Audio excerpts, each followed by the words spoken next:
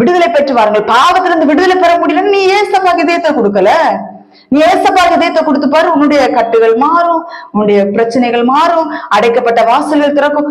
எங்களுக்கு கர்த்தருடைய பிள்ளைகளே, நாங்க ஊழியத்துக்காக ரொம்ப பிரயாசப்படும் போது எங்களுக்கு சுற்றிலும் வாசல்கள் அடைக்கப்பட்டது போல ஒரு சூழ்நிலைகள் உருவாகும். கர்த்தரிடத்தில் போராடி துதித்து பாடி ஜெபிக்கும் பொழுது அந்த வாசல்கள் எல்லாம் திறக்கிறதை நாங்கள் பார்த்திருக்கிறோம் தேவனுடைய ஜனங்களே. அதனால இந்த நாட்களில் நீங்கள் கர்த்தரை துதித்து பாடுங்கள். நீங்கள் கர்த்தரை துதித்து பாட பாட பாட உங்களுடைய கட்டுகள் அவிழ்க்கப்படுகிறதை நீங்கள் காண்பீர்கள்.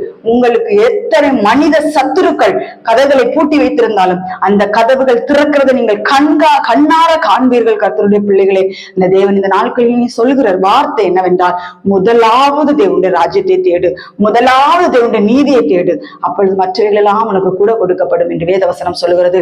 அந்த எனக்கு 2 காரியங்கள் வெளிப்படுத்தப்படுகிறது. என்ன காரியம் என்றால், அந்த நாட்களில்